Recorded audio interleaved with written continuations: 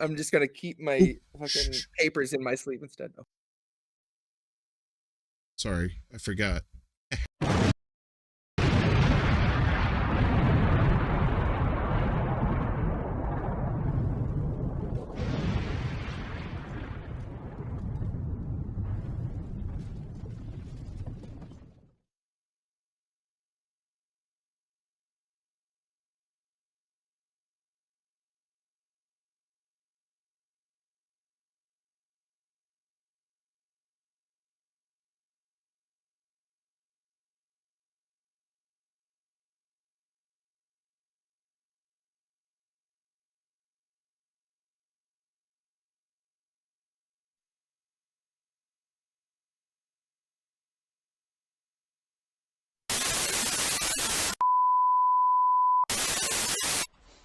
We'll do it live. Okay. No. We'll do it live. Fuck it. Do it live. I'll write it and we'll do it live.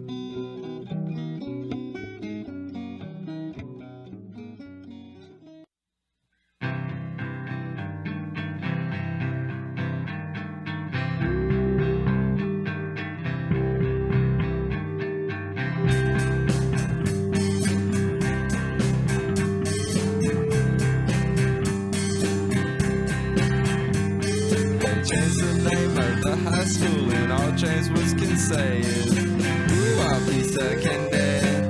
Ooh, I'll be second day. Ooh, I'll be second day. Ooh, I'll be second day. When a ballroom turned into a vampire, all James Woods could say was, ooh, I'll be second day. Ooh, I'll be second day. Ooh, I'll be second day. Ooh, I'll be second day.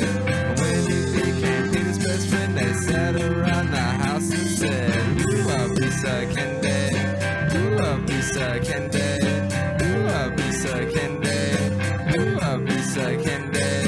And you know that James Woods prices laundry well, but everything that he reads becomes real hard to spell. Everyone tries to help him, but the words just won't come out. There's only one thing he can think of, and it's what comes out his mouth. Ooh, I'll be second day. Ooh, I'll be second day. Ooh, I'll be second day. Ooh, I'll be second day. When he comes out of his house, the women scream and shout. Ooh, I'll be second day. Ooh, I'll be second day. Ooh, I'll be second day. Ooh, I'll be second day. And I know that he's not good, the best of them all when he says, ooh, I'll be second day. Ooh, I'll be second day. Ooh, I'll be second day. Ooh, I'll be second day. Reese's Pieces on the floor and watch him come and saying, ooh, I'll be second day. Ooh, I'll be second day. Ooh, I'll be second day. Ooh, I'll be second day. And you know that James Woods presses laundry well, but everything that he reads becomes real hard to spell. Everyone tries to help him, but the words just won't come out. There's only one thing he can think of, and it's what comes out his mouth. Ooh, I'll be second day.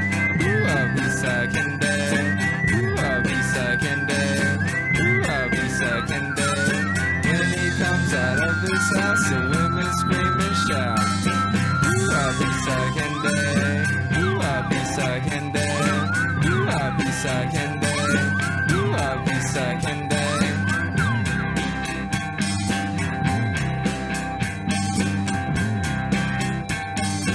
Ooh, a pizza candy.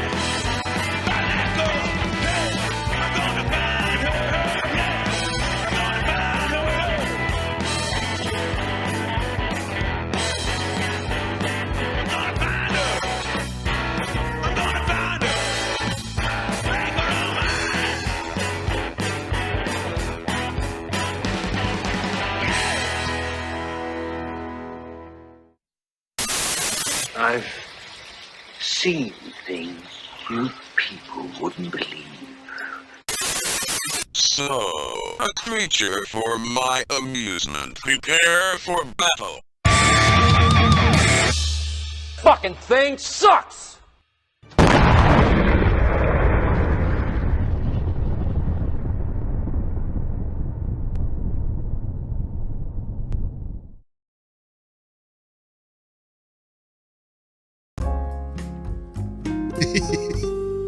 Stupid stinger.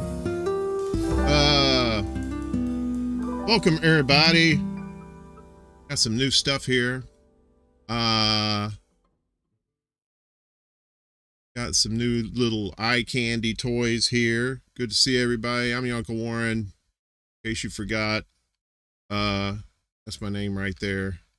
A little bit of a weird day today. I'm not quite with it. I'm not even stoned or drunk. So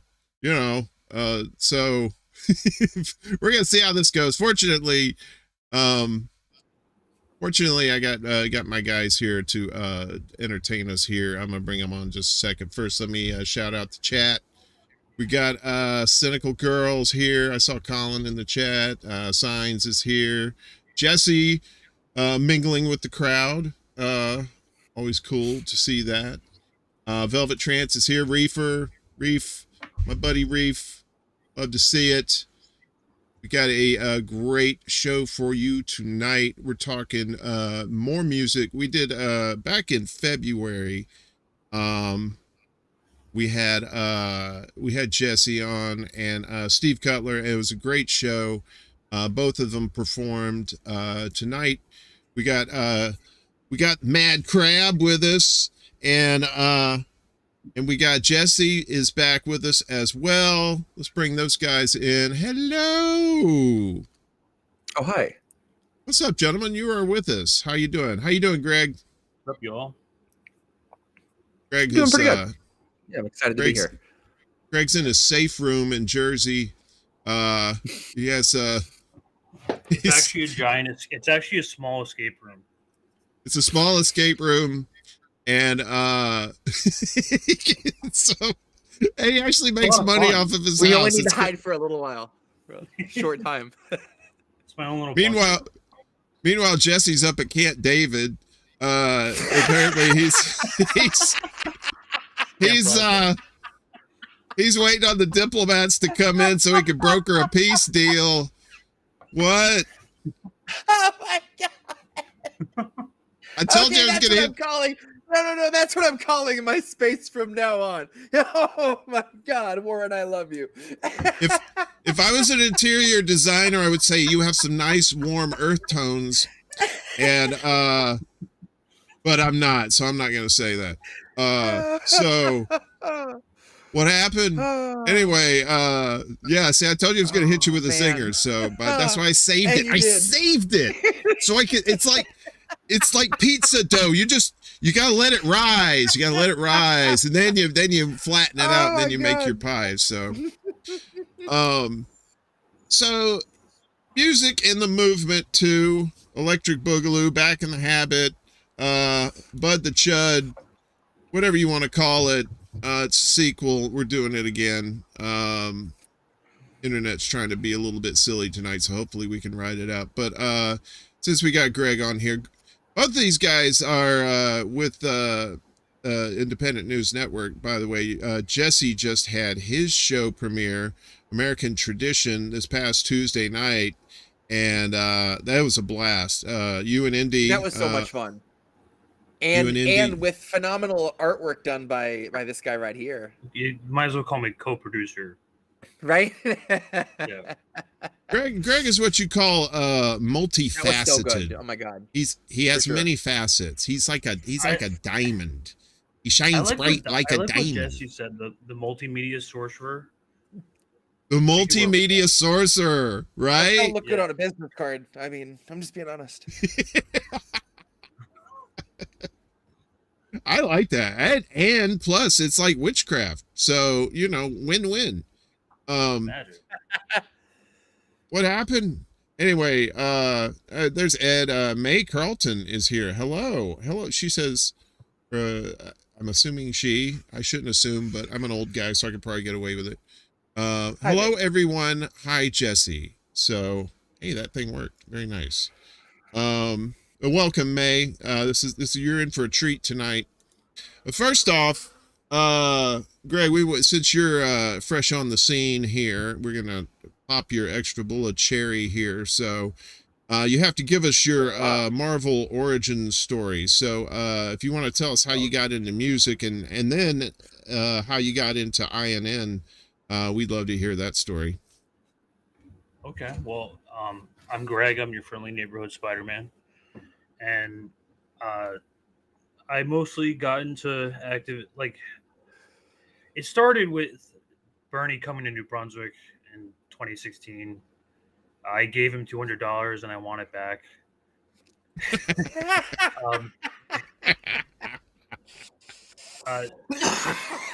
At some point in the game, I mean, I've been doing music since high school. I kind of grew up around like a punkish scene. But my work with INN, I met Indy, did some Discord work. Right now, I basically do a bunch of the artwork for multiple shows as well as an indie show. But yeah, mostly just as of right now, I mean, as soon as like around 2020 came around is when I truly witnessed collapse, and that's when I decided to stop writing about ex-girlfriends and my parents and edgy shit, and just started deciding to get more involved into activism and politics. Seems like a more mature way to go about it.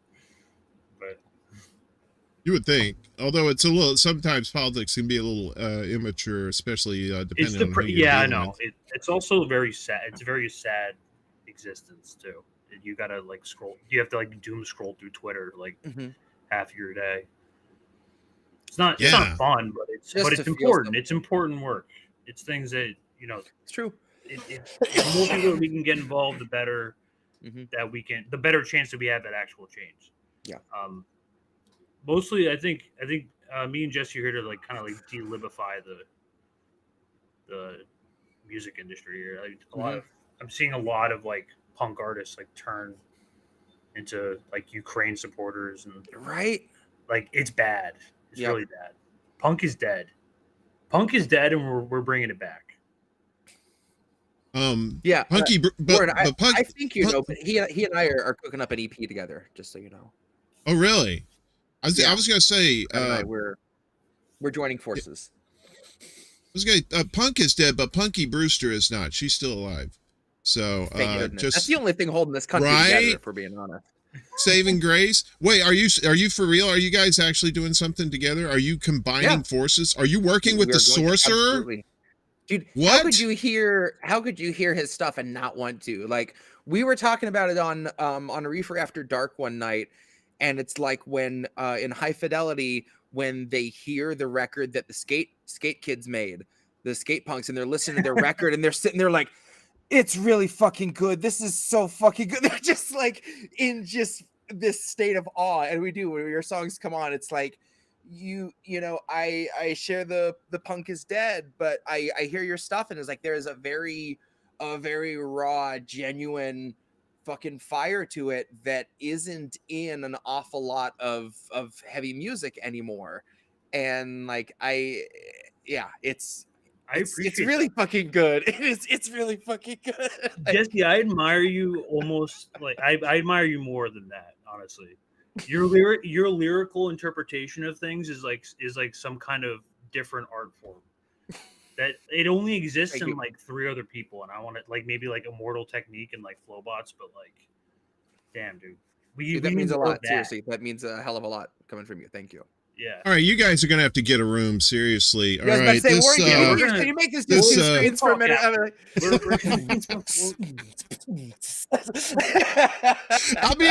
be in the corner smoking a cigarette, but all you see is my eyes and the glowing ember of the cigarette going, yes. Yeah, right. We come back, I'm like, okay, we'll go back to it. And the ash is like that long.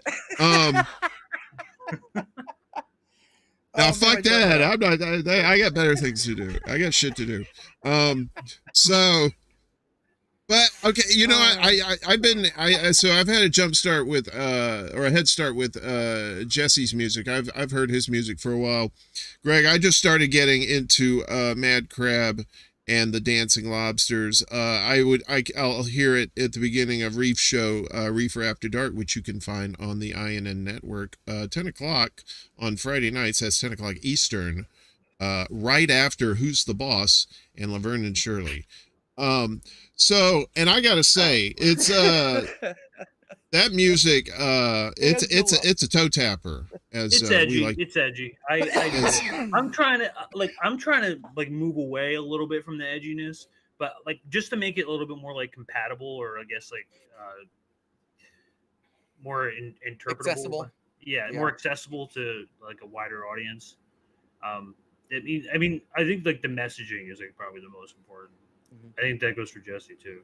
For sure. But, like for what it's worth, I went to there's a local open mic around here that's pretty poppin', and I went there one night. I was like, you know what, I'm gonna do a few of my songs. Like, let's throw them at a crowd that doesn't know what they're in for. And maybe I just didn't give people enough credit for how collectively pissed off they are, but I do think I I didn't give myself enough credit for the accessibility of what I was doing, because like there were a few people I eyed in the crowd. I was like, that guy's gonna want to have words with me after this, and he did. But it was to say like, man, thank you for putting into words what I like yell at my TV and shit like that. And like I was really overwhelmed by how many people came up to say something positive, and there wasn't any negative reaction, and I didn't expect that. And I think I've been hesitant to share my stuff outside of the political sphere of people that I know are going to accept what I'm talking about. But the few times that I have shared it outside of that, I've been really honestly surprised for the better that people are a little more receptive to what we're trying to get across now more than ever. Like people are fed up. Politics and art has a very special combination. Yeah. They're sort of meant to be together. There's such little, I may have said it before, but like when you think of the major bands that did like mainstream music that were political, like System of a Down, Public Enemy, Rage Against the Machine, have all just poofed, you know? And it's, I don't know, now more than ever, we need people that are doing that. And there's a reason that the ones that aren't getting mainstream traction. You're not getting to hear about them. But that's what always pissed me off, is when someone would make a like political song or political whatever, like even bands I liked, it was just so generic, so vague. You know, there's all the money's going to the banks and the tanks and blur, and just kind of like Muse. When Muse tried to get political, it just felt like you're dipping your toe in the water. And I get it, because if you say anything more than that, then you upset the delicate balance of your shareholders and, you know, people that fund all the stuff you do. But that's the beauty part of doing this independent, is like, I'm not worried about my lyrics passing anyone's approval but my own, or losing any sort of revenue from this. And like, it was the same for me beginning of 2020. Once everything started going to shit, I was like, there isn't going to be a better time than now to say whatever I want to say on a record and just put it out there and just see what happens, you know? And that was the most freeing thing ever. And yeah, and I never looked back. But kind of just like you, I've been like playing out and about since I was a teenager. Like I started kind of gigging, playing covers and originals at like 14, but I never took the time to put out an actual album and distribute it until all this shit happened, and I actually had something to say. And I haven't written a song that's not political since then, you know. Susan Sarandon song's about as close as I've come. Yeah, I know. I know in high school it was like strictly about like parents and ex-girlfriends. Yeah. But, yeah, there was a time and place for this kind of stuff. I mean, For I remember the guy from NoFX, Fat Mike. He had when he had his I forgot the name of his label, but they had the Rock Against Bush. Yep. During the Iraq War, and even in the 60s, when we were talking about like John Lennon and stuff like that. Like, yeah. There was definitely a place for this, and it seems to, like, you're right. It's like poof. It's like all gone.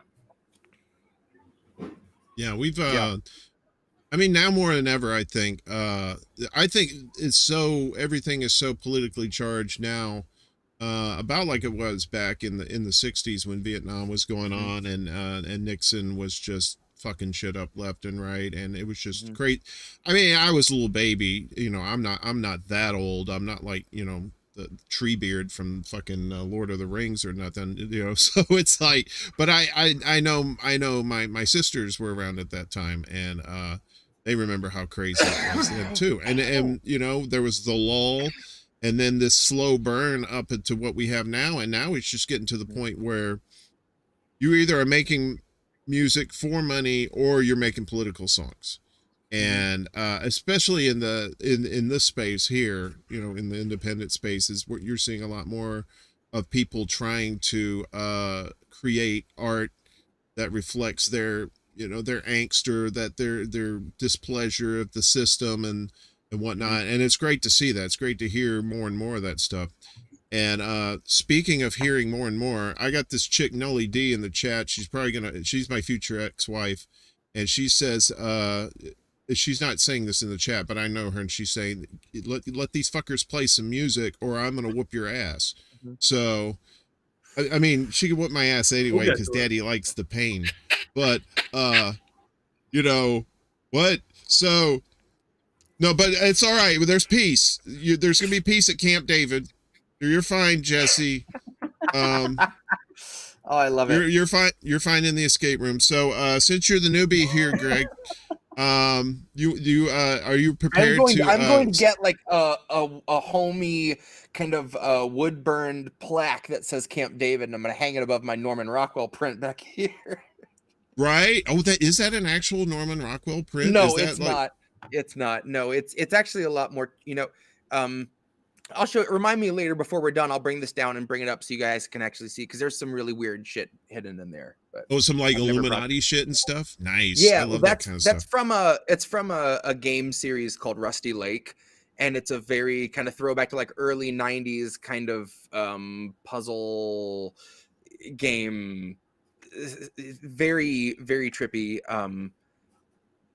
There's just kind of a few weird people standing in the woods with like animal horns and just kind of a little things that you don't notice on your first couple passes through. And that's why I loved it so much for the background here, is that it looks very Norman Rockwell and just kind of very placid, but it's not. I should also say that Rusty Lake used to be my old stripper name. So, because I would, yeah, a bit of a bleeder.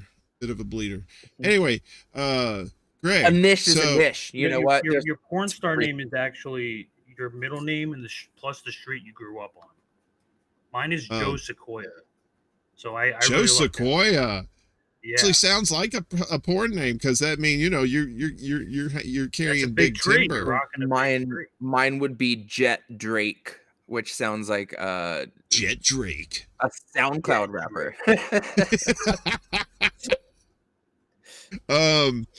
I don't know what mine is. I Real lived on crap shit. Mine is Jonathan Rural Route 6. So I don't know how sexy that is. If you were picking your own porn star name, what's your porn star name of choice? Hey, would you blow me? Come on. That's old, like Haywood, and then JABLOME. I've actually fooled some people with that, and and they were like, Greg, really? That's your name? Anyway, enough about pornographies. We want some music. So, Greg, are you ready? Are you ready to rock and roll with us? Are you set up? Yeah, we're doing this now. We're doing it. We're doing it live. I told you, man. Look, this bitch is gonna kill me. I didn't know what part of the stream we were. I don't even. You don't know how violent Noli is. She's so sweet. She's very sweet on the streams. Noli either. Outside of the streams, she's like Ash from Evil Dead. She has a chainsaw for a hand, and she said she'll come after me. Freddy Krueger. Once again, Daddy likes the pain. Well, do you want Jesse to go first and you set up? I mean, since we want you to be comfortable, okay Greg. I'm okay with it. I think we both have 3 songs, right? Yeah. Yeah. So you want to? I mean, the sky's the limit. I think if we got time, we're not going to just sit around and twiddle thumbs. I mean, if there's music to be played, my God, we're going to shred it tonight. Yeah. I can go. I can go for miles. Okay. Yeah, you hear that? So you want to? You're crazy. We are scorpions. Rock you like a hurricane. So, Greg, do you want to do your set? You want to do all your songs now? Do you want to ping pong it? You want to go back and forth? I'll give it to Jesse. Jesse, do you want to go first? Oh, I mean, I can if you want. I don't want to be rude. Well, I've gotten to play on here before. You haven't, so I feel like I should defer to you, my good sir. Okay. All right. And let you open the floor up. Okay. All right. Big mad crab. Well, here's the. I haven't even gotten to the bong yet, so. Normally I play with more of a orchestrate setting, like a band, but we're gonna rock it acoustic tonight. Nice. So this first one is off of my EP, Generica America. It's called Robin Hood. It's based off of, as you all know, and back in January 2021, we had a kind of like a kids version of an Occupy Wall Street, that utterly failed because it was co-opted and it was bastardized like every other movement that happens in America. So this is about that.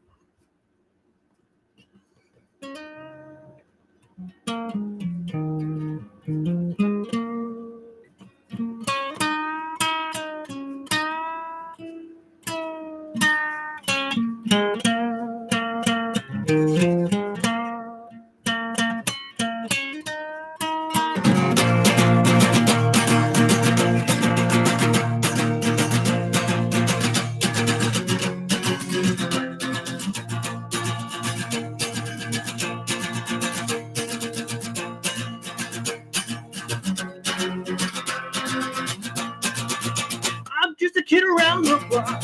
I'm gonna buy that stock. If you're gonna make me pay to lose, then good, you're gonna make me blue. Well, I got a couple of friends, been together till the end. Open up, let's have a little fun. We'll make a hand of what you want. Wall Street's breaking down. Wall Street's freaking out. Wall Street's been around. It's time we shut them down.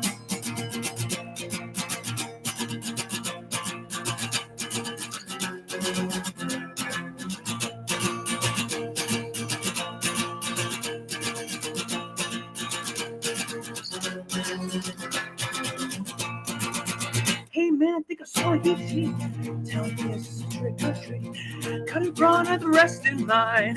Pull the wool over both your eyes. Well, this doesn't seem so fair. Why you put the press on air? I just want to play your game, but we don't get treated the same. Wall Street's breaking down. Wall Street's freaking out. Wall Street's been around. It's time we shut them down.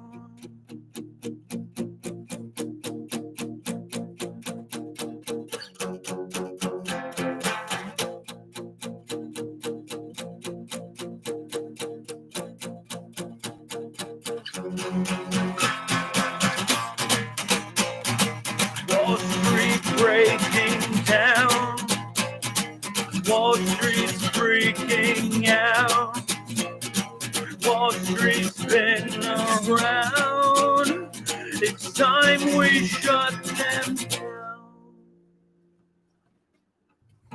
No solo in that one. We need some backing track for that. That's what we call top shelf, Greg. That's top shelf, brother. Thank you. That was really edgy, but I felt it. I got cuts on me. It was so edgy. So this one needs a mosh pit, and then we'll be fine. I was banging my head, but it was for different reasons. But I was enjoying the music too at the same time. Once again, Daddy likes the pain. So, how do you want to do this? You want to go ahead and finish up, or do you want Jesse to play? How do you I got two more. If you want to just swap back and forth, I mean, Jesse's already got his guitar out, so yeah, let's ping pong a little bit. Do you want to swap? Yeah. I mean, do you want to swap song and song? Yeah, I'd love to. Ping pong, ping pong, right, ping pong. Yeah. All right, this last little... we'll do a little music ping pong. Yeah. Yeah, it's almost like dueling banjos, only it's only there's no banjos. It's just dueling. So, on the intensity scale, Greg, is your next one an up or is it a down from there? It's down. Yeah. It all goes downhill from here. Okay. All right. So I'm gonna kick out my my oomph, and then we'll travel down as well. This I've never played this in any of my Twitter days. Exclusive to Extra Bulla. I was having God, how old is this song? This song is like 10 years old. I was having a conversation with an ex-girlfriend once about how much I hated the internet and what it did to our attention span, our ability to communicate, small business. And I was like, man, if I could just, press a button and fucking kill it, I would in a heartbeat. And she was like, wouldn't people lose their shit? I was like, yeah, they would. And then I wrote this. This is called Paranoia. Nice.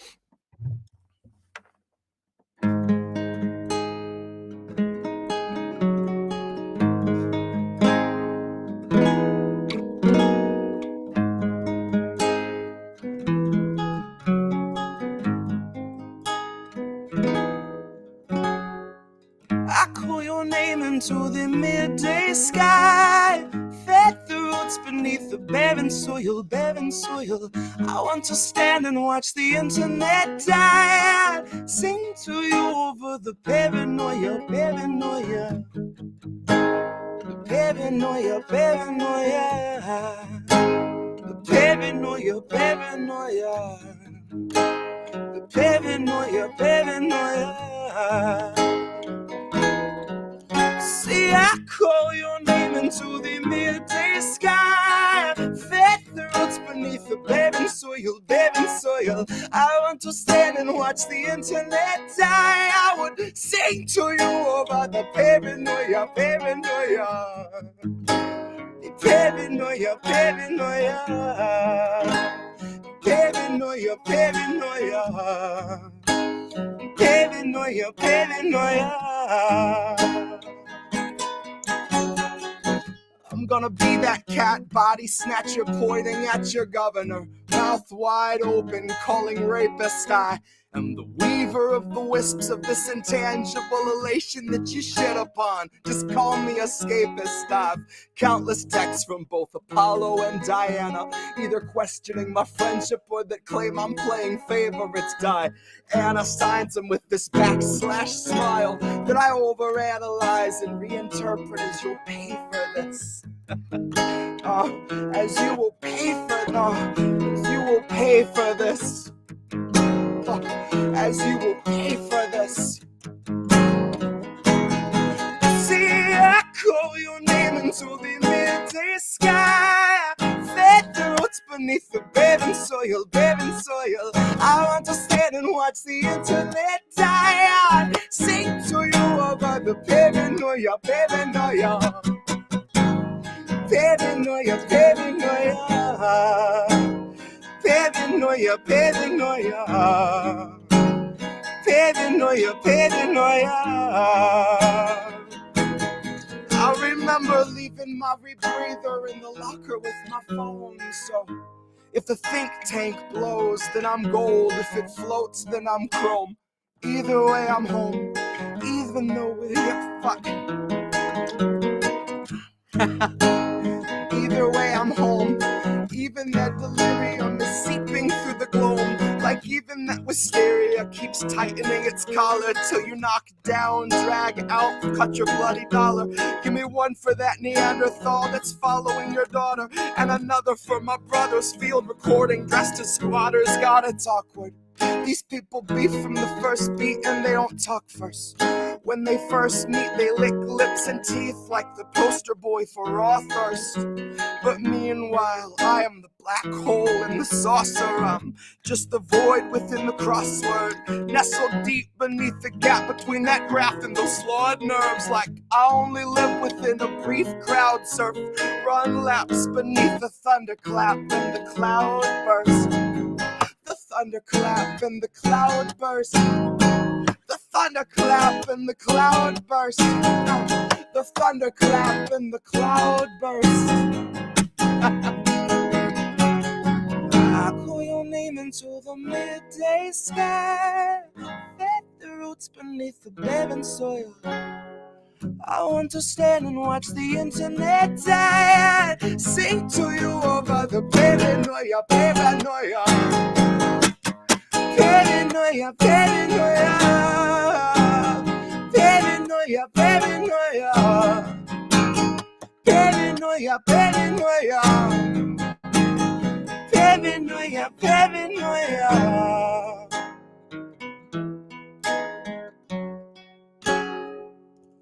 It was real touch and go there for a while, folks, but we made it. Golf clap because I don't want to blow your ears out. I was trying to follow along. It sounds like there's a T in there. For sure. Yeah, it's oh, go ahead, Jess. I really like that. I really like that. Yeah.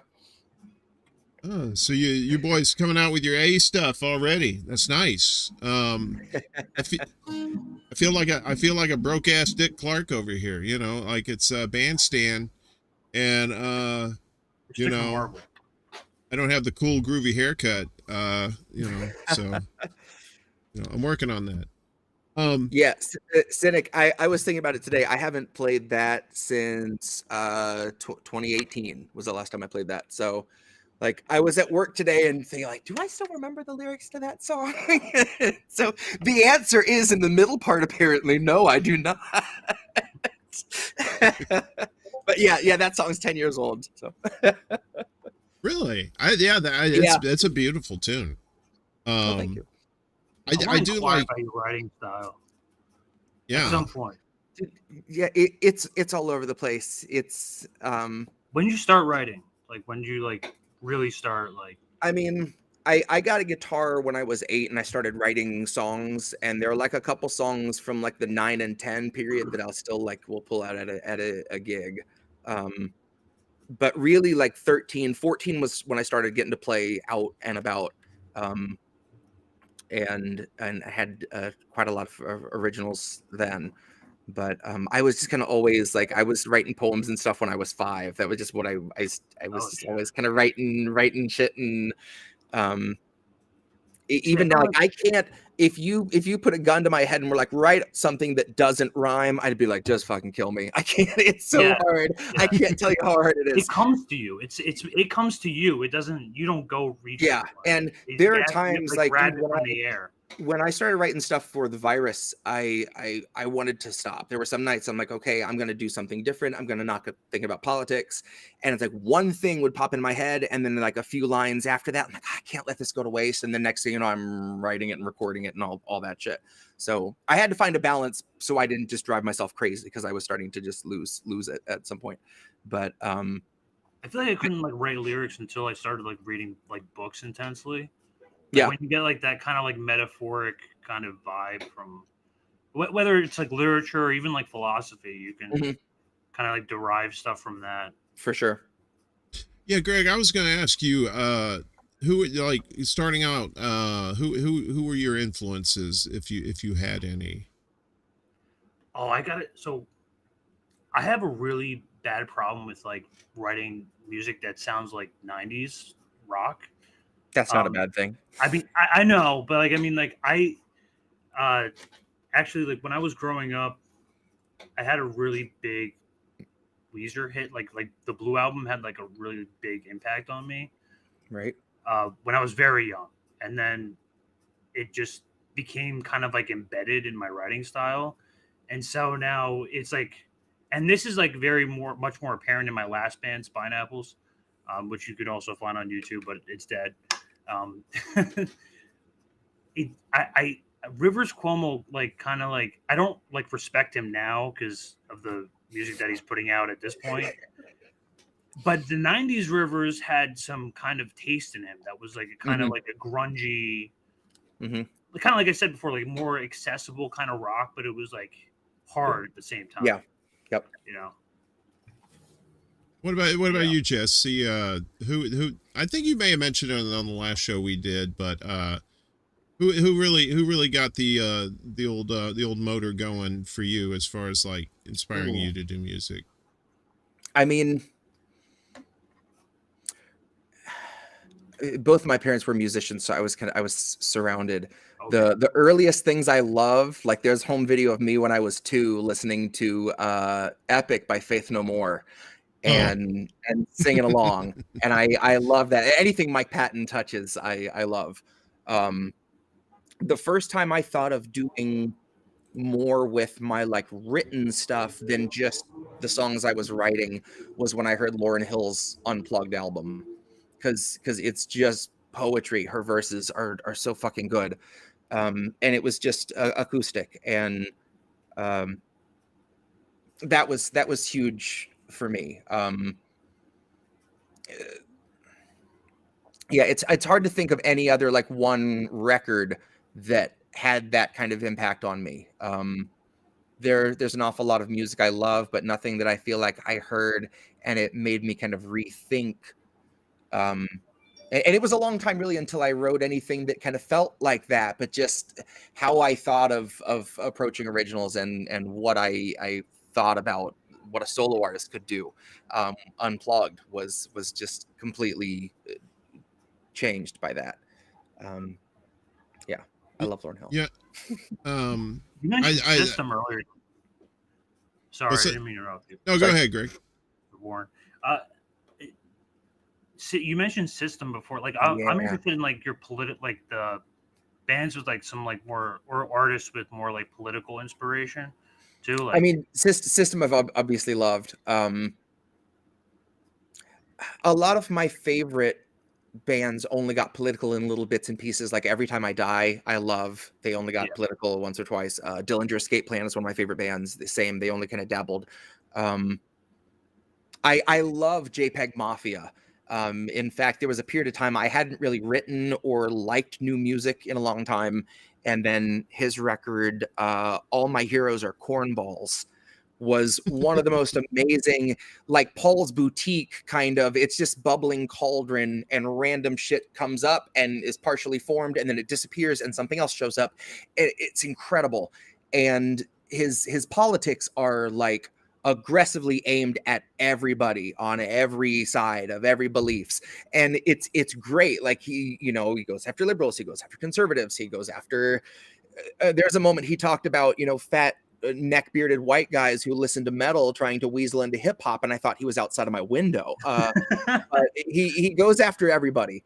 And I was very disappointed when he said something on Twitter about, there's no way Joe Biden is a worse politician than Donald Trump. If you think that, you don't know what you're talking about. I'm like crime bill Joe Biden? Are we talking about the same Joe Biden? I'm really blown away that his music could be as sharp as it was, and he could think Joe Biden wasn't just Satan. But yeah, some people surprise you. Joe Biden at this point is effectively Donald Trump, if not worse. Yeah. In some ways. Yep. I think it's Donald Trump wearing a Joe Biden skin suit is what I think. Mm-hmm. It's like because Joe Biden himself is not there. He checked out. I don't know when he checked out, but he just seems after like he got the president. Well, I mean, like during the primaries and stuff, you could tell he just wasn't there before one of those debates. Before like in this like the second debate, they shot him in the ass with some meth or something. They gave him a cocktail. Yeah, they gave him some sort of like methamphetamine cocktail to wake him up, and then back to sleepy time. He can only do that for so long. I tell you though, I was Jesse knows this, but I was a rock DJ back in the early '90s, and I worked at a classic rock station. But we also played new music. And I'm not a musician per se. That's what rock DJs are. We're rocker wannabes. We just deliver the music and hope that the chicks think that we're cool too. But one of the first songs that I ever heard that really just blew me away, and I knew it was a turning point going into the '90s, was Living Colour's Cult of Personality. Mm-hmm. First time I heard that, I was like, wait, what's this? That song still hits so fucking hard. It's so good. Oh my god.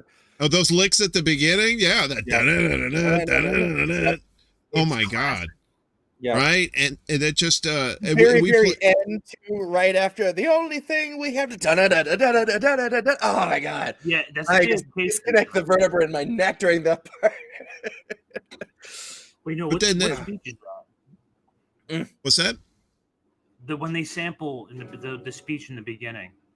Oh, what else do they use? They use isn't that Malcolm X at the beginning? And during the few moments we have left, want to talk right down to earth. Yeah. In a language that people can easily understand. Yeah. Yeah.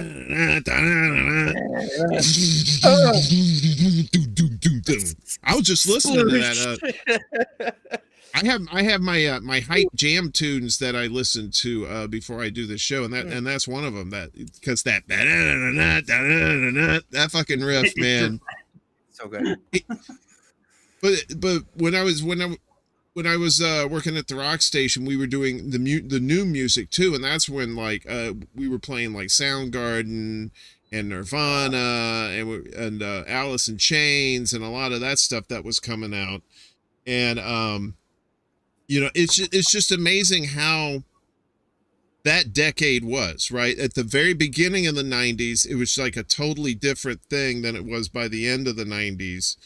And it just seemed like it had just like they had just you know, shot their wad at the beginning, and then the middle. I mean, there's good music in the middle and the end, but not that whole, you know, people call it the grunge scene, but there was so much more than just grunge at that time, and it was like a really great musical awakening. I mean, REM, for fuck's sake, like REM, yeah. I've been listening to so much REM lately, and like I always loved REM, but it wasn't until I grew up and fell in love with Big Star, and Big Star became maybe my favorite band. Then all of a sudden I look back at like, oh, this is why I love REM and Tom Petty so much. It's the same thread running through them. It's just And then you have bands towards. Oh, go ahead, Greg. Did you know that Richard Nixon wanted to actually deport John Lennon from the United States? Like that fact kind of blows me away a little bit. I want to do that. I want to be like that. Like I want a president to want to deport me. Like to like cause enough trouble, right? For a president to like want to like deport me. Well, and he made Elvis a DEA now agent. I think they just take you to a black site. I think it's just a bit more cut and dry. Yeah, you're not going to see the Nixons anymore. Nixon was a character. He was like so over the top, like tried to be like, you know, the evil villain, but it was just laughable, you know? And, you know, when you talk like this and your jowls are moving, I mean, you're not going to take anybody like that seriously. You know, yeah, he looks like just like a bulldog with like a rope in his mouth or something. You know, it's like a little chew toy. But yeah, he fucked up a lot of shit. But he did give us the EPA. So you know, there's that. He was yeah. But he was the one that put like marijuana on Schedule 1. So fuck that guy. He's probably in hell with Vietnam. You know, Madeleine Albright and all those crews. So we need we need more tunes, guys. Yep. Greg, you got to sing for your supper, although there's no supper. I tell you what, you want to switch sides this time? Like it's like football. So we just finished the first quarter, and now you go to the other end of the field. We'll let Jesse go, and then you go, Greg, or you want to go first, Greg? Oh, don't use sports analogies on me. Come on. Okay, so it's like this thing. It's made of pig skin, right? And it's yeah. Okay, so yeah. So who wants? You look like you're ready to rock and roll, like literally. So I have my guitar. I mean, I thought we were just Jesse's over there fucking around, you know, making peace deals with like with Albania or some shit over there at the Camp David. Yep. So, Greg, I'm sorry, take it away, brother. Okay. So this one is actually a never before released Crab song, just written. So this one's actually cooking up in production right now. The song title and also lyrics are probably subject to change a little bit. But I think right now I'm going to call this one Organized Crime. Nice. So here we go.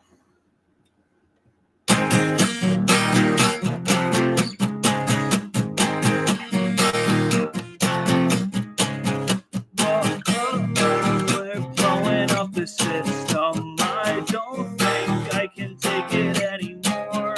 Whoa, no one tries to resist them. No one knows what we're fighting for.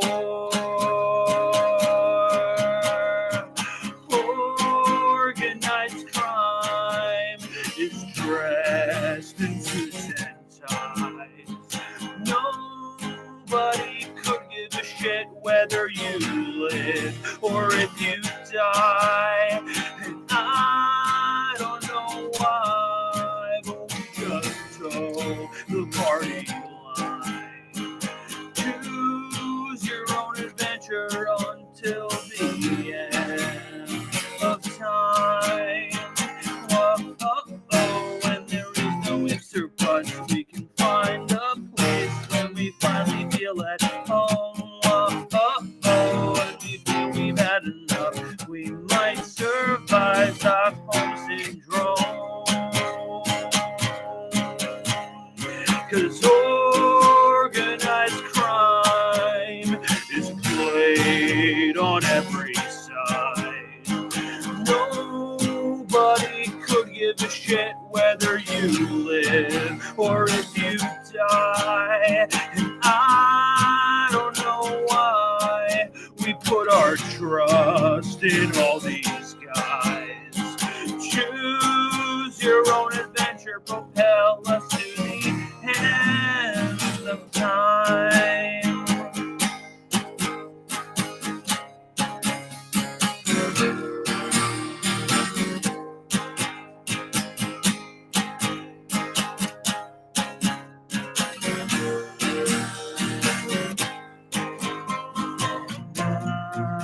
I don't wanna see what this looks like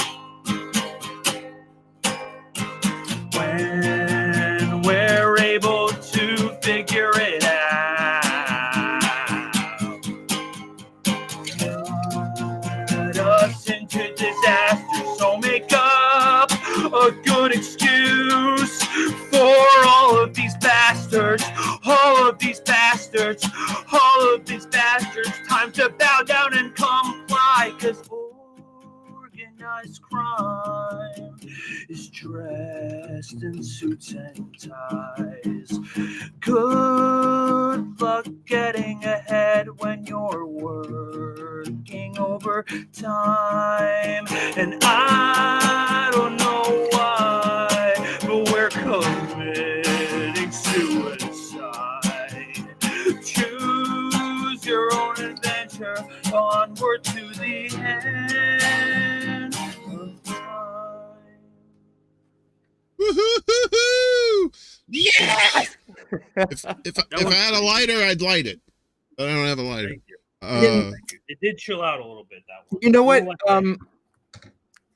Sometimes your stuff reminds me of is like one of my favorite bands from the 90s ever, Harvey Danger.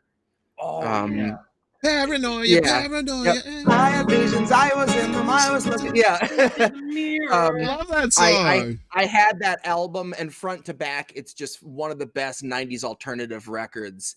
And I get that same excitement from your material, and I haven't felt it since Harvey Danger, and I love you for it. Thank you. It does have kind of like a Harvey Danger kind of like kick to it. Like, I'm not sick, but I'm not well, but I can tell, 'cause I'm in hell. Oh man, yeah, forget about it, man. That was that I was in college around that time when a lot of that music was out. So it was like I was very fortunate back in those days to have 80s music as a kid and then have the 90s music in college. So and to hear like the music you guys put together, it really kind of brings me back, to that time. So I appreciate that, being an old fart that I am. You youngsters just doing the right thing. You sure are. Only cream and bastards rise. All right, Jesse.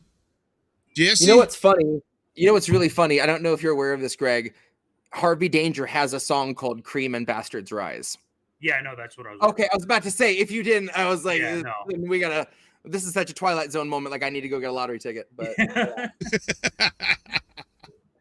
That's a good song too. This song is from and I guess some people have thought I was kidding when I said this, because Indy did. This is from my nuclear 50s doo-wop side project, called The Geiger Age. And he thought I was kidding, but I was like, no, I did a doo-wop thing. It's kind of a nuclear Holocaust 50s vibe. A love song. That's great. That's nice. Yeah. So anyways, this is a song from that that I would like to dedicate to my friend Shannon. This is called "Back the Other Way."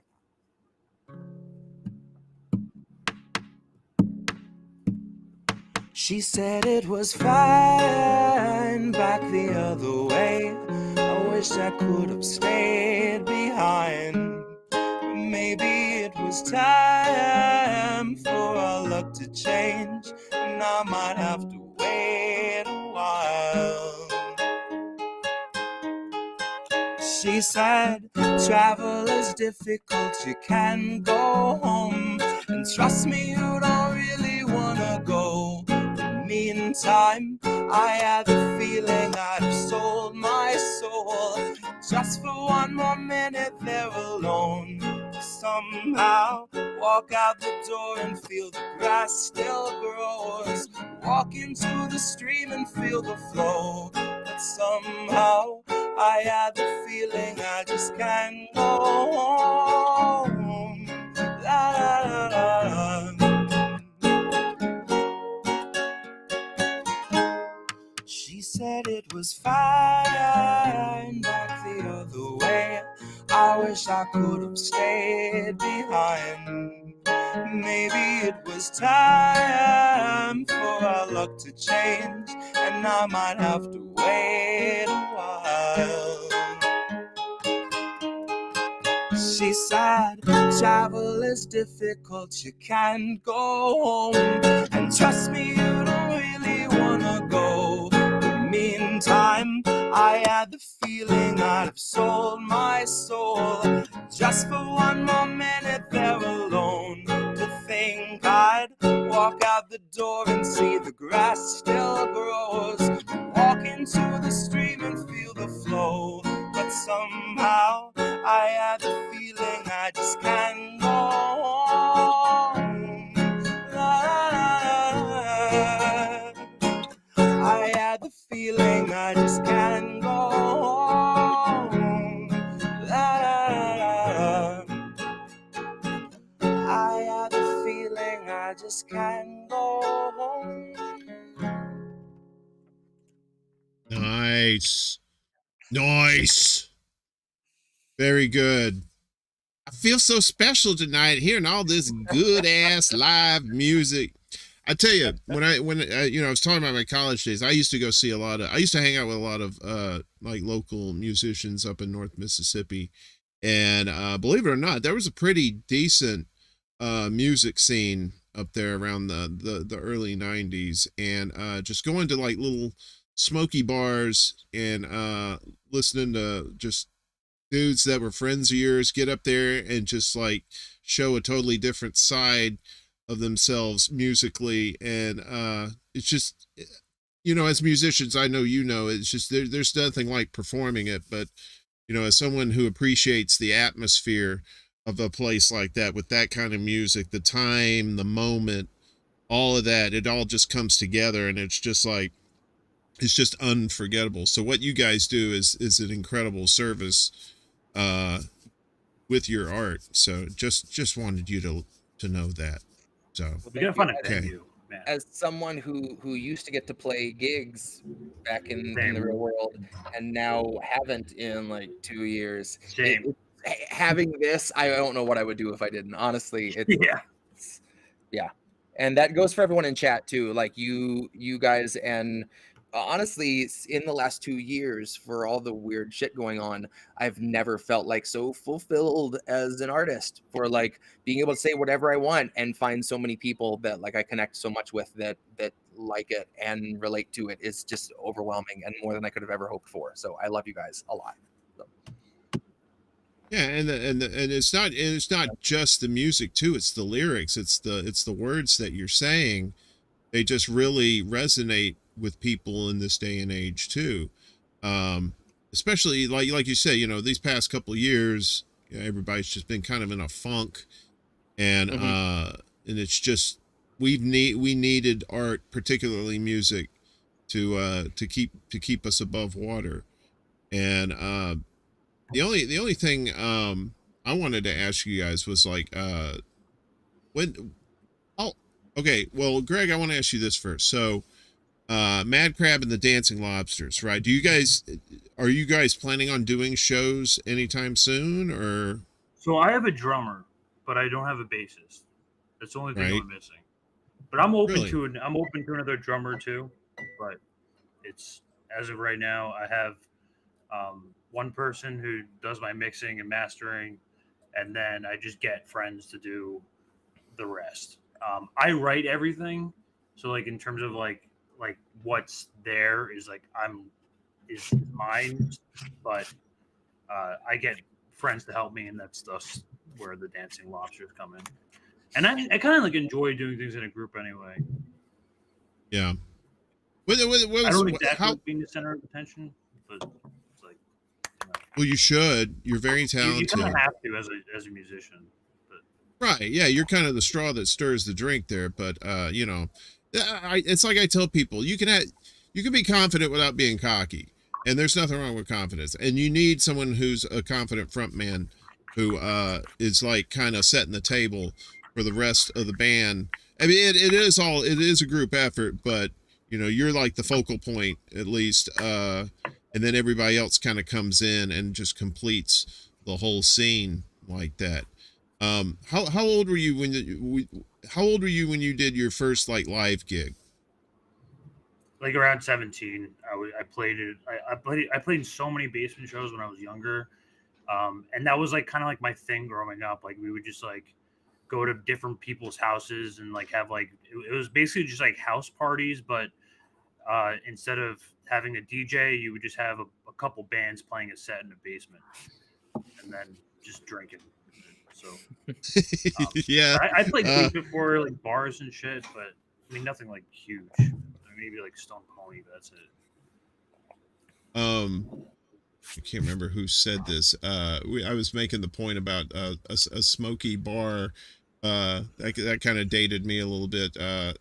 Since now you can't really smoke in bars, so now it's like, but the smoke's bad, but the smoke kind of added to the ambiance of the place too. It's just like kind of like a Thunderdome type vibe. Until it was a really tiny place. One of the first bars I got to play in before, like I had long hair then too, and oh my god, that shit was semi-permanent. Like 20 to 30 washes later, you finally got the smell out of your hair. It's hot too. It just like saturated into your clothes and everything. It was ridiculous.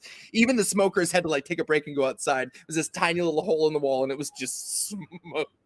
So dude, bad. after every set, I would be drenched in sweat. Mm-hmm. That's like a guarantee. Yep. Right. Well, that's the thing though. If you're a smoker though, you don't smell it. That's the thing. I used to be a smoker. I quit smoking last year. Smoking tobacco, that is.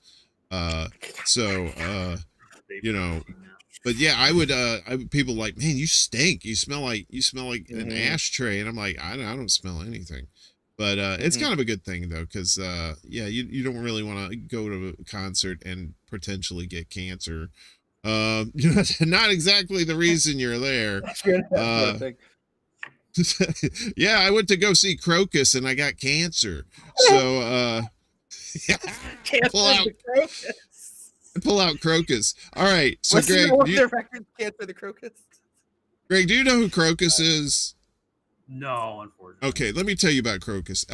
First off, I don't know dick about that band. Okay, alls I know is on the Mississippi Gulf Coast, they used to have the radio commercials. About Crocus. They used to have the radio commercials for the concerts that were coming up, like live at the Mississippi Coast Coliseum, Whitesnake with special guest Crocus. Tickets on sale now. A Beaver production. It was that kind of thing. So it was always like Crocus. So then after that, it was kind of like every band that came it was like, is Crocus going to be there? And true story, Jesse, I actually emailed Crocus and they emailed me back and they said, I think they're like from Croatia or something. They said, thank you for being a fan. I was like, fucking hey, Crocus. Krokus, for those playing the home game. That's very. I killed him a whole bunch of water just then. Oh Jesus Christ! You gotta bring your snorkel when you come to this show, man.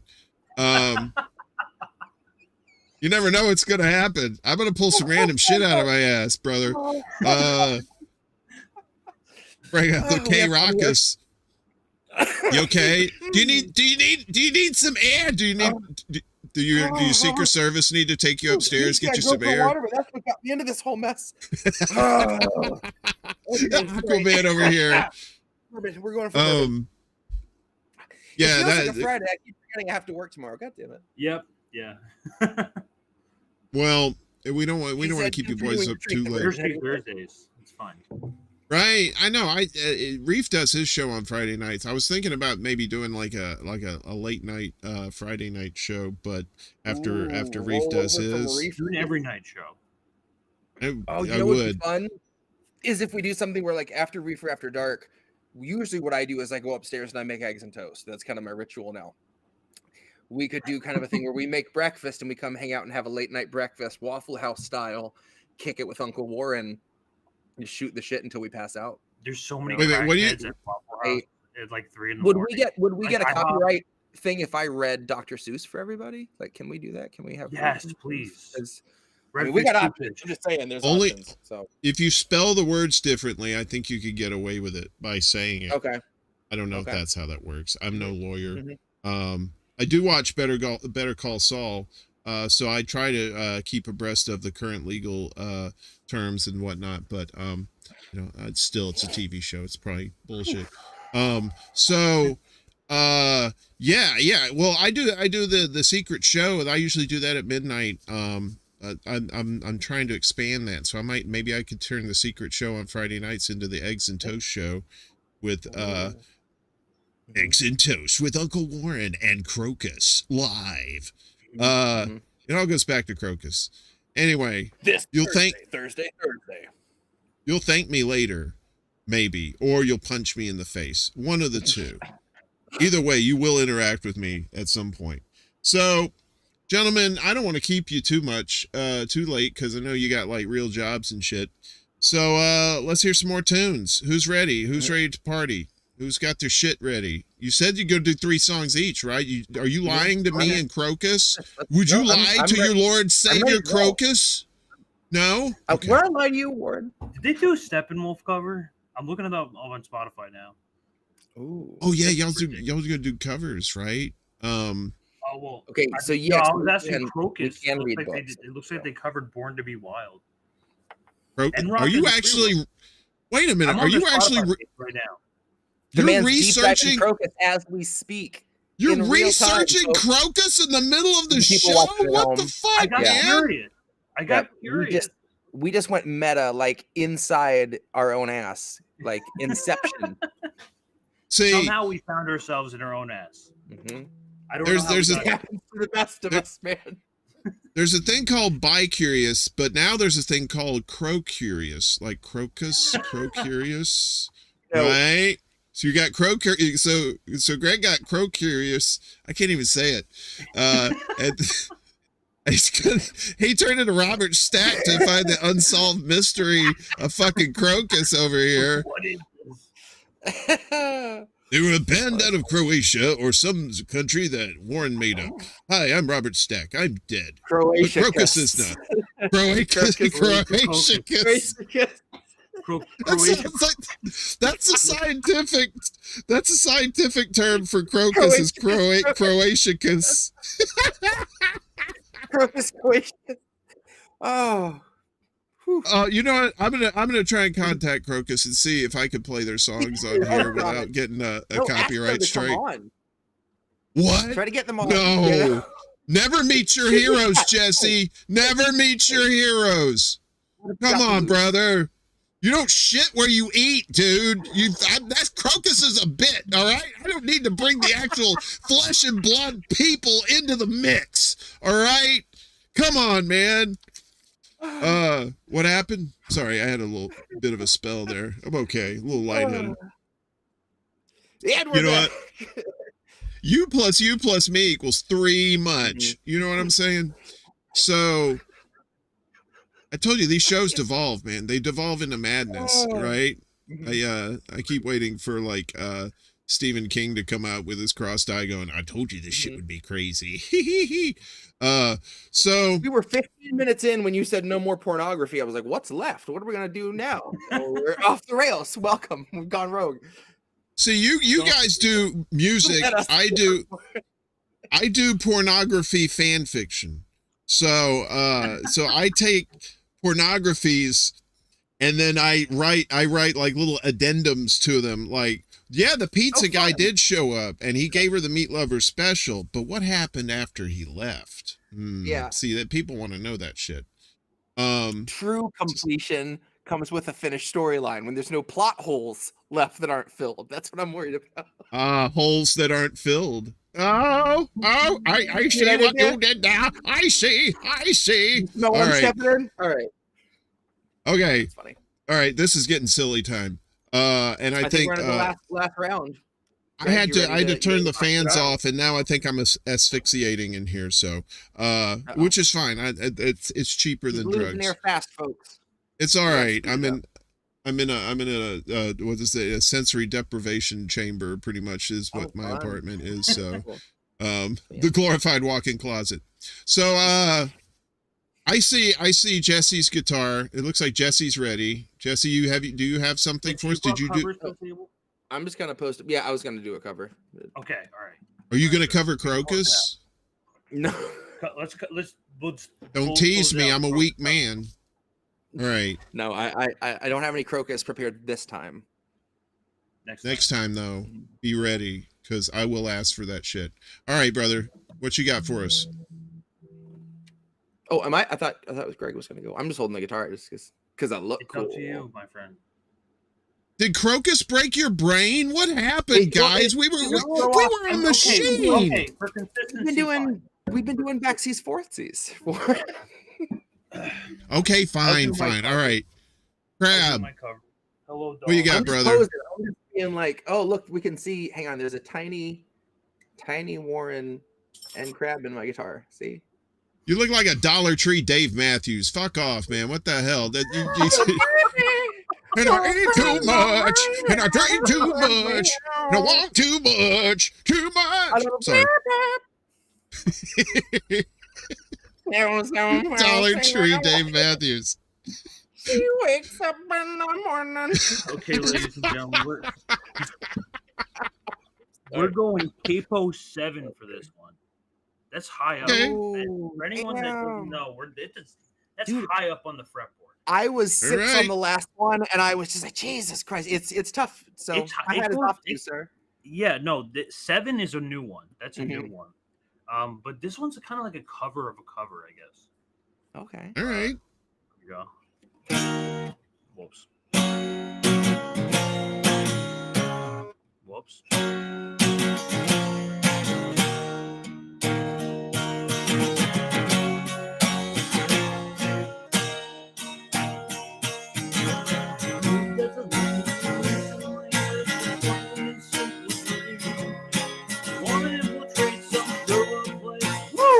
Topple their regime. Those men in black with their men suitcases, where everything's within even no faces. They just shot that swagger. Everybody's smoking dagger. Feeling nervous, but I'm really kind of wishing for an undercover mission. That's when a red alert came on the radio, and I put my earpiece on, got my dark sunglasses on. Had my weapon drawn, so I get my handcuffs, my cyanide pills, my classified dossier. Tapping the phones like, yeah. Shredding the files like, yeah. I memorize all the enemy's spies. I gotta neutralize today. Yeah. It's a party in the CIA. Yeah.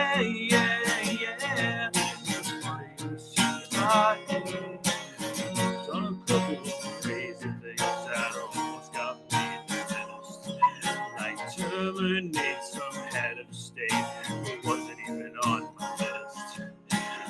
Burn that microphone, buddy, who will you? I'd have to tell you why, but then I'd have to kill you. You need a quickie confession. We'll start a waterboarding session. No hurry on that South American dictator. I'll assassinate them later. That's when they walked right through my razor sights, and my silencer was on. And another target's gone. Yeah, we got our black ops all over the world, from Kazakhstan to Bombay. Paying the bribes like, yeah. Plugging the leaks like, yeah. interrogating the scum of the earth. We'll break them by the break of day. Yeah, yeah. Party in the CIA. Yeah, yeah. Party in the CIA. Need a country stabilized. There's no further than where you're gone.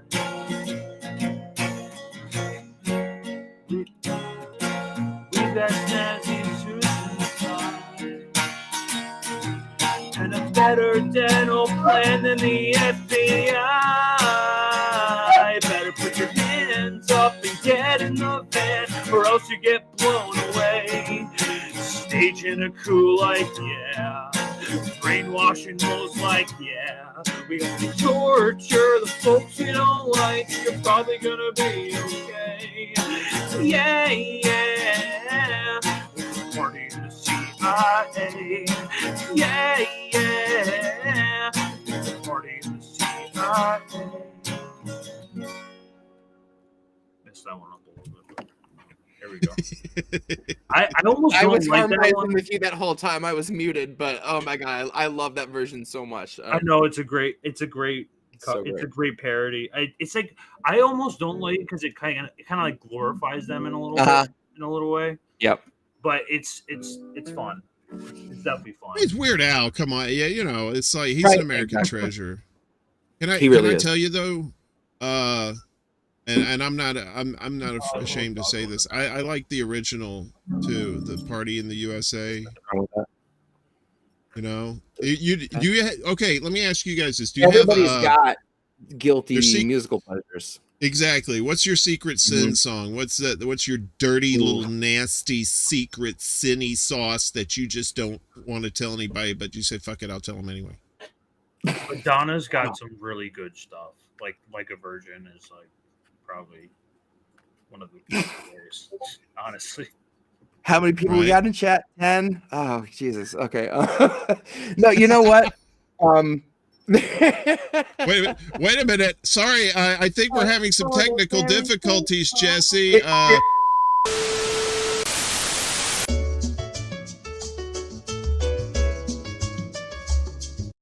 Okay. okay. Say that finally. Thank you. I was trying to save you, brother. I was trying to save you, but now it's too late. I'm glad I got that off my chest. Thank you. The stream gods have got in. So That's good. yeah, I love rock and roll music. I've always been like a classic rock dude. I've always just like, you know, Zeppelin, Floyd, that kind of shit. But you know, sometimes, you know, you gotta never gonna give you up. Never gonna let you down. Never gonna run around and hurt you. I mean, I look like the dude. When I was in high school, I looked like Rick Astley. I had the feathered hair with the butt cut, special guest in the middle there, and kind of longish hair, and but I had a white shirt that I would button up, and I go, "We're no strangers to love. You know the rules." And so it's just fun to say. I know everybody likes that.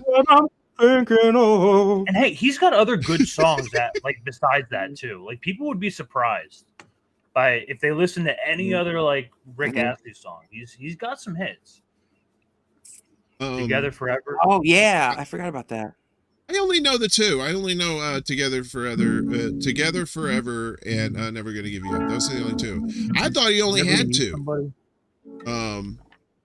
happened?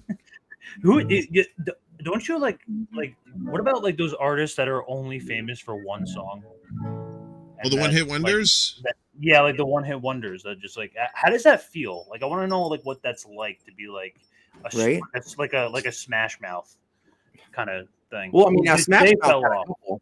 They fell off pretty bad. I mean, it's not like they fell off. It's just the singer's got some problems. It seems. Well, yeah, you remember him getting Somebody once told me the bread world thrown at him is at that giving festival. But they have to play. I actually saw that song live, and it was like the only song that people like care about. It was the only song that people like danced to or like was like ever like. That's such a shame. With. Yeah, I do like All Star. All Star's pretty good to me. All Star's a masterpiece, but I mean, hey, I mean, and they've got other stuff. I mean, there's another band that's like they got other good stuff too. that no one cares about. Can we do a night where we just do Smash Mouth deep cuts? Yeah. Like But, she and I like to learn a couple covers, and we'll just bring our best to the table. Let's really celebrate, you know. We should have a 90s night, like a 90s cover song. Like, Yeah, that'd be fun. I got some toadies. It ain't no joke. I'd like to buy the world a Coke and teach the world to sing in perfect harmony. Yeah, Smash you just Mouth. get a little sponsorship money with that one. Right. Plug. That's the only reason Smash Mouth was able to sing that song, because Coke was paying him. Yep. What happened? All right, sorry. That was very good, Greg. That was a great cover. I enjoyed that. Thank you. I've enjoyed all your music tonight, and I'm gonna go back and I'm gonna listen to your catalog too, because I want to feel hip. I feel more hip replacement these days, but I don't want to be hip. I want to be down. You know what I mean? Jesse, this is it. Yes, sir. This is your time to shine. This your time to shine, Jesse. Jesse, what you got for us? I was talking to you a little before we went live about something I'd like to do down the road, which would be an episode of my show where I talk about like some of the really glaring examples in 50s music of how fucked our economy is now. A really great example being Eve of Destruction. The Chuck Berry song You Never Can Tell. He mentions the newlywed couple getting like a 2-bedroom apartment, furnishing it, and getting a new car and going on vacation after the guy gets a job and a little money starts coming in. The song Makin' Whoopee, when they're talking about the divorce, he says the guy doesn't make much money, only $5,000 per. When that song was written, $5,000 equates to about $240,000 today. And once I was looking for stuff like that, or rather seeing it against my will in 1950s songs, because that tended to be what I listened to at work a lot lately, is like, because of all the music I do being just so kind of heavy and somber, I've been listening to just the most saccharine, like 50s cheerful shit at work. And then I started seeing all these little things pop up in it. And this song stuck out to me because I was finally hearing it through like the capitalism lens and realizing it was one of the first songs that was kind of normalizing hating your whole week and waiting for one day, maybe two, where you get to actually enjoy yourself. You spend all your money in the process, you get hungover, and then you reset.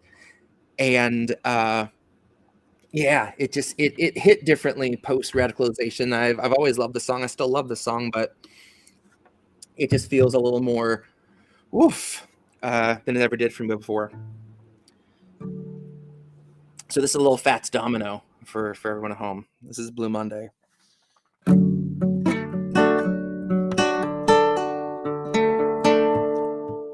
Blue Monday, hey, Blue Monday. I gotta work, gotta slave all day. Here come Tuesday, oh, on Tuesday. I'm so tired, got no time to play. Here come Wednesday, I'm beat to my side. My girl calls, I gotta tell her that I'm out. Because Thursday is a hard working day, and on Friday I get my pay. Saturday morning, oh, Saturday morning, oh, my tiredness has gone away. Am I wanting? Am I wanting? And I wanna stand to play. Sunday morning, my head is bad, but it's worth it for the time that I had. Oh, but I got to get my rest.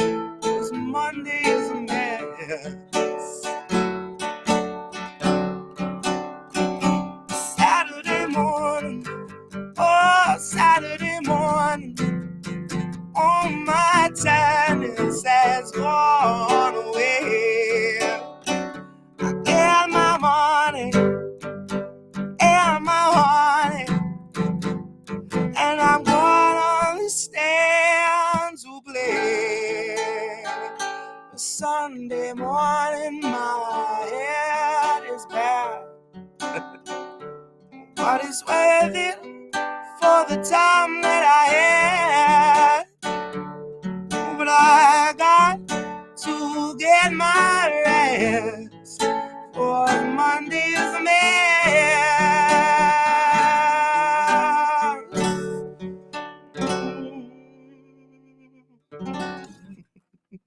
That was awesome, dude. Woo! Whistle, whistle, whistle. Light that lighter, Freebird. Let me ask you guys something. So I always that's like my little comedy thing when I go to a concert. It don't matter what it is, what kind of genre music is, I'm always gonna yell out Freebird. Do people ever do that at your shows? Do they ever yell out Freebird?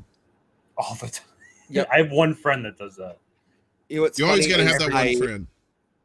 You mentioned Rick Astley, but the few times that happened, I play Freebird for about 30 seconds and then I Rickroll them, and then I would go right into just play Rick Astley and then play all of Never Gonna Give You Up. I'm as free as never gonna give you up, never gonna let you. You go to the mashups. Never gonna give, never gonna give. Give You up. You got it. Doing Rick Astley, doing an impression of Rick Astley is just so much fun. It is so much fun because you kind of get down in there. It's almost like you're doing a Cher voice, you know, like half breed, you know. If I could turn back time, because you kind of back here in your voice. One that if I do too much, it'll trigger my gag reflex. Cher will make me throw up if I try to sing Cher too much. Cher That's is one of those- just. That's one of those impressions that's just it's in the danger zone. You know, is it worth it? I don't know. If you got a vomit bucket next to you, maybe. But Cynical Girl's talking about Johnny Cash. Be committed to the craft, basically. I know, right? That's like it's almost like it's like Carrot Top up there, or what's his name? Oh, who's the dude with the watermelon that he smashes? That guy. Gallagher. Yeah, Gallagher. So it's like Gallagher. Everybody in the front row has to wear like raincoats and trash bags because you're going to be singing Cher songs. You guys ever do any Johnny Cash? Do you like Johnny Cash at all? Come on, son. You like that Johnny Cash? Get down there. I'll walk. All the my Johnny line. Cash is unfortunately a little loud for this late. It was absolutely like I can sing loud down here, but my Johnny Cash would wake my son up for sure. Wow. Yeah, That's like a superpower. You have you have a +4 Johnny Cash of children wakening, like if we were playing Dungeons and Dragons here. So you know. Damn it. Okay. Sounds like fun. Tell you what, let me see. Hang on. Yeah, I'm just wondering if I don't think there's any way I could do that and do it justice if it's not loud. Okay, let me try. I'm just gonna not use the pick, and You're gonna risk waking your child for a bit. You are a son of a That bitch. sounds like bad. That sounds like bad parenting. Hi, this is Child Services. We'll be right over. Let's see.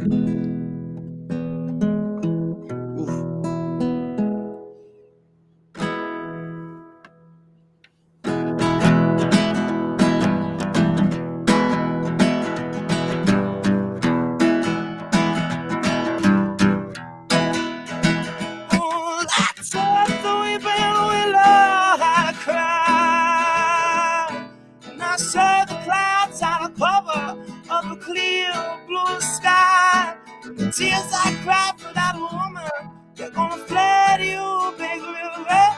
And I'm gonna sit right here until I die.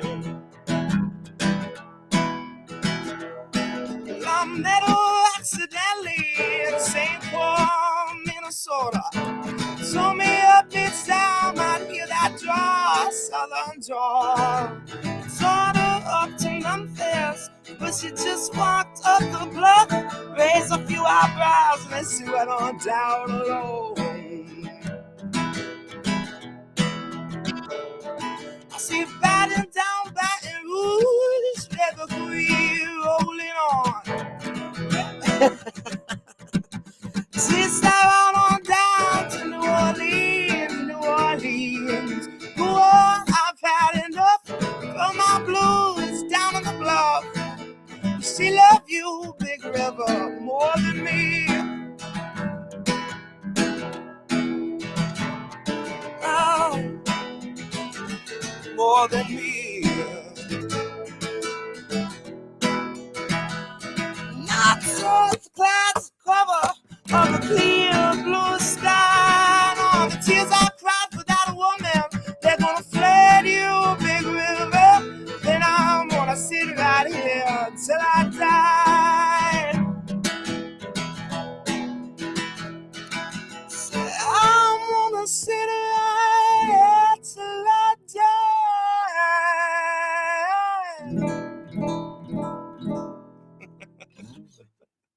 Nobody likes to show off, Jesse. I was trying to compress those verses into like 2.5. Sorry. Now your wife is going to leave you because you have child abuse. That kid's probably upstairs now going, fucking dad, I was trying to sleep. This asshole. But you know, that's what he would never. He is awake and unattended. He is like 3 or 4 popsicles deep and a fistful of chocolate chips. He's gone right for the freezer and he's just started raiding it. He's his father's son for sure. He's like, oh, am I up? Am I unattended? Time to binge eat. Like, why not? But he gets to be skinny because he's young and he's got good metabolism, and he's not not a fat. Once he starts drinking beer and or smoking weed, then that metabolism's out the door. I was like this big in high school. Then I got to college, started drinking beer, and then I turned into one of the Crumps or whatever that movie was. Plumps, the Trump, what was it? Humps. Oh, I blocked it out. Well, fair is fair. Greg, do you have an impromptu little tune you want to play? If we're pulling shit out of our ass, I can pull one thing Yes. out of my ass, I think. Yes. Pull it out. Who doesn't but want to see that? Clean up after yourself though, because our janitorial services around here kind of sketchy. So pull something out of your ass, man. Let's little jam session. Let's do something totally different. Pull something.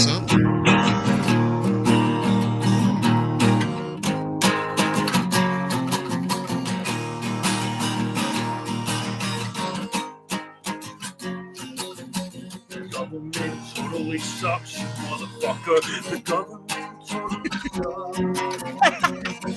And Frankie was a rebel indeed. He liked to get naked while he smoked on the weed. He was a genius, but if he was here today, the government would fuck him up as right, you say. Now let me tell you something about the government. They're fucking up the environment, taking all the fucking beautiful animals and making them fucking extinct. The government totally sucks, you motherfucker. The government totally sucks. The government totally sucks. 'Cause the land and love and freedom is just a baby's breath away. And if we hold hands together, we can bring back the USA. The USA.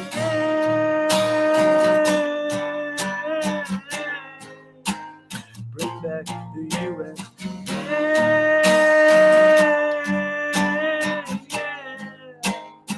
The fucking USA.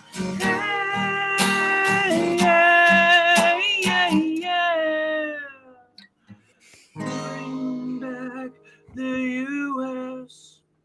Government totally sucks. That's out of my head.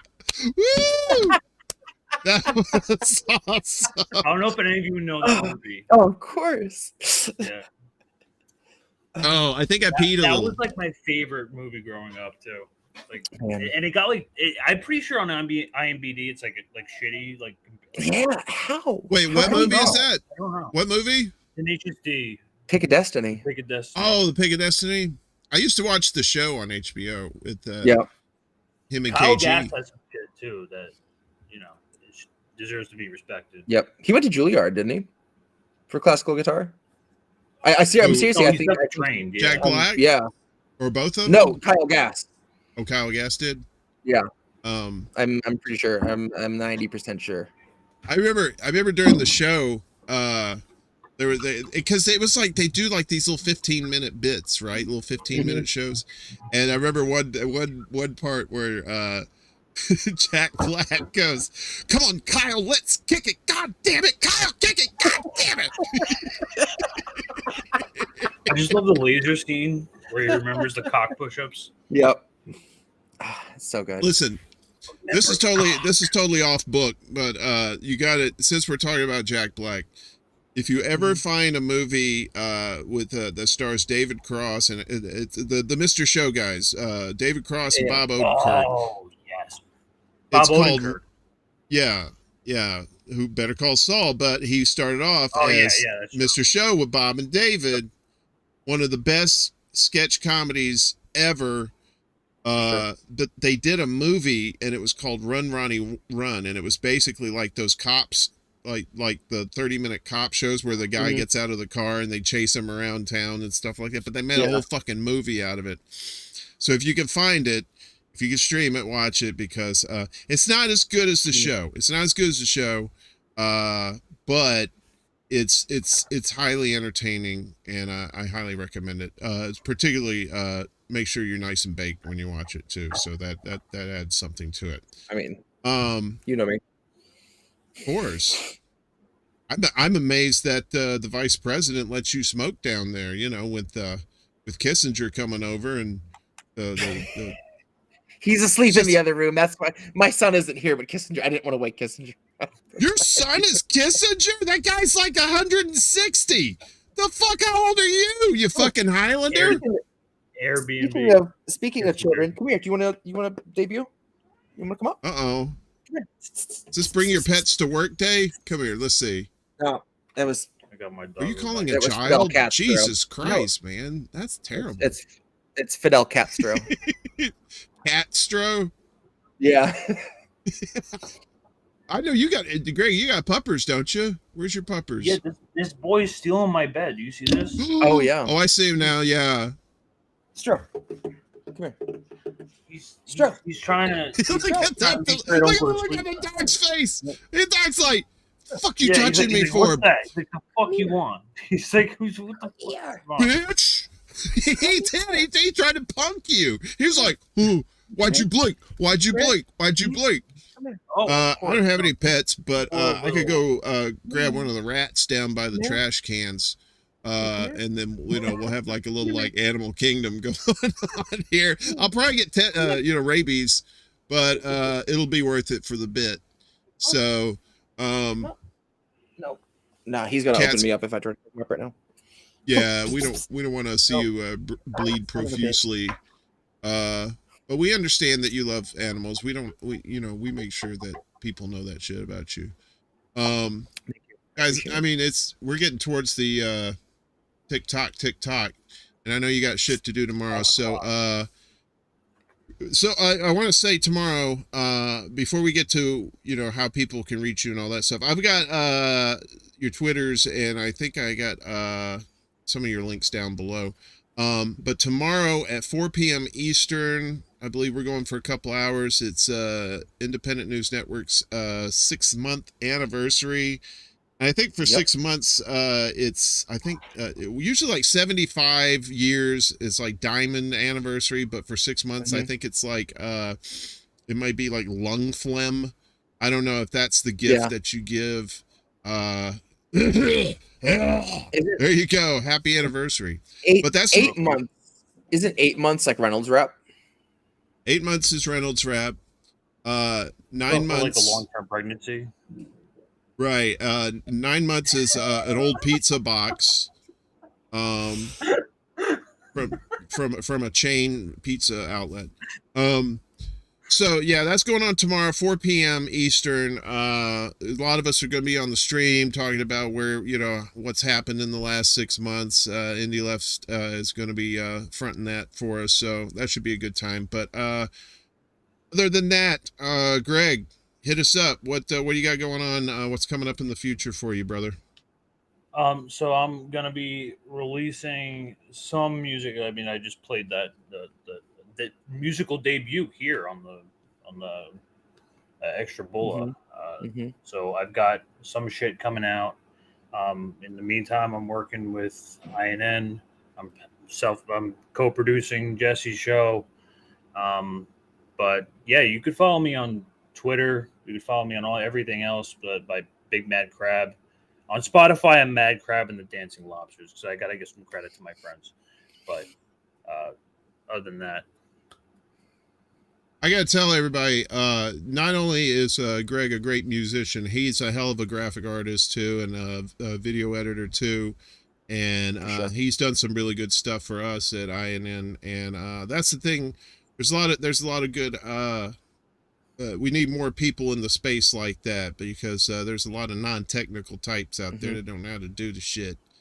And they got talents like, creating content, but a lot of them don't know how to put it together. So it's a lot of the behind the scenes folks that are unheralded at times, but we like to make sure that they get their shout outs too. So yeah, Greg, everything you do, man. Warren, hit me up too. Man. No, I can do my own shit. I'm very good. Yeah, but thank you for that. Delicious humble pie for me. I'm chomping. No, we'll definitely collaborate, brother, because I've seen some of your shit. You blow my shit out of the way. So I'm just like, my shit looks like old. My shit looks like local commercials from the mid '90s. Come on down to Dave's Car Rentals out in whatever place, that kind of shit. So, but Listen, we will. Everyone's an artist. Everyone's exactly. An artist. Yeah. Take your creativity and bring it somewhere higher. You know what? That's what life's about. Kanye West said, "Never apologize for your creative choices," and that's Kanye. Right. So if he says it, I mean, he tried running for president, so he would know, right?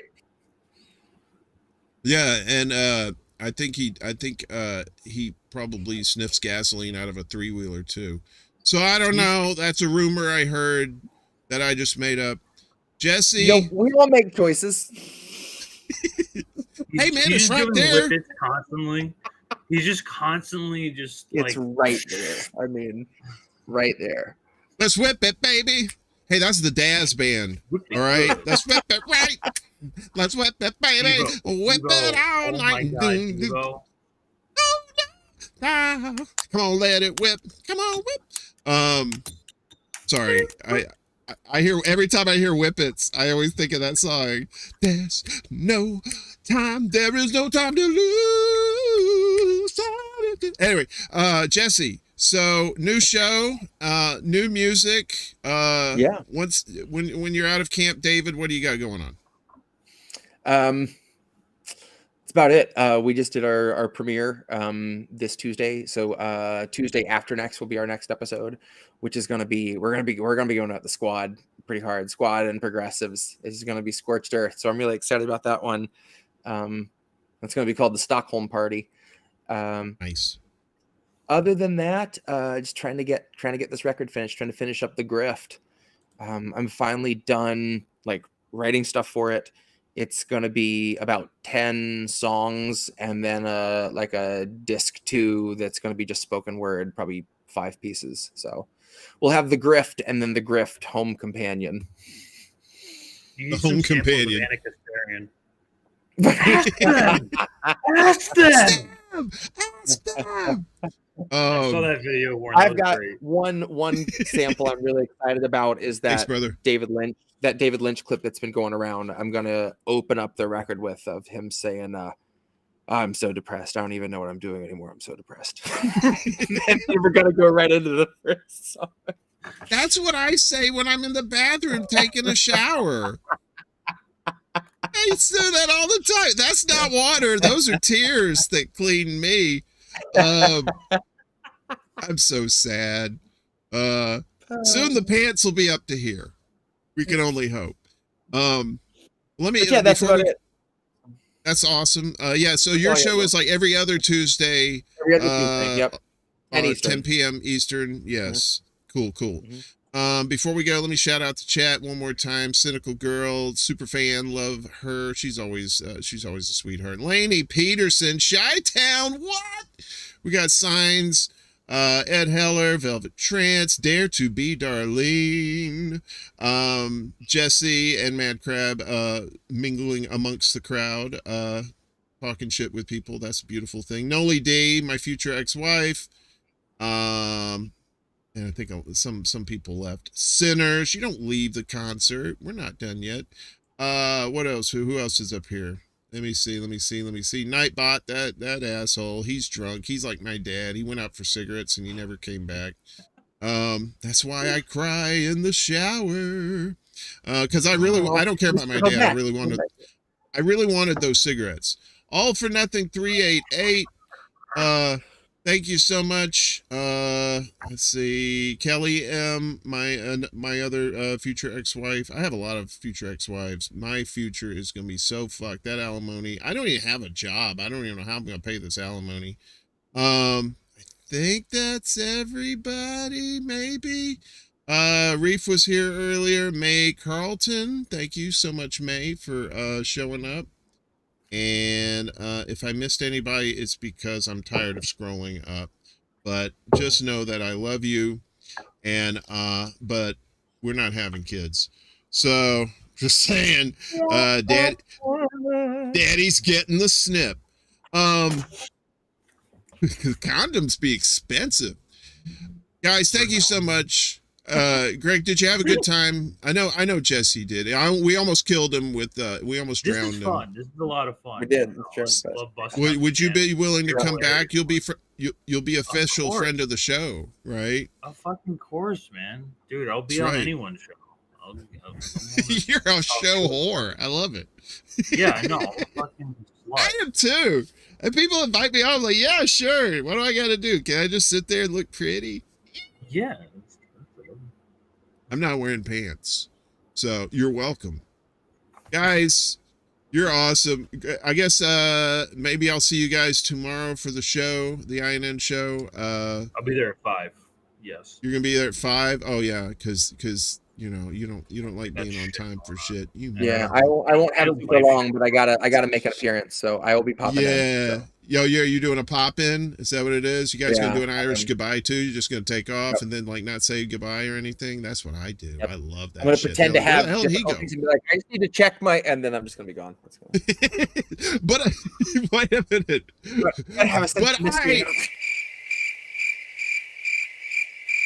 That's what I do. I throw some crickets up. See, you understand me so well. Hey, right there, buddy. Right there. Gamer. Of course, Gamer was in there too. Much love to everybody in the chat. Much love to you guys. I got, like I said, the INN tomorrow.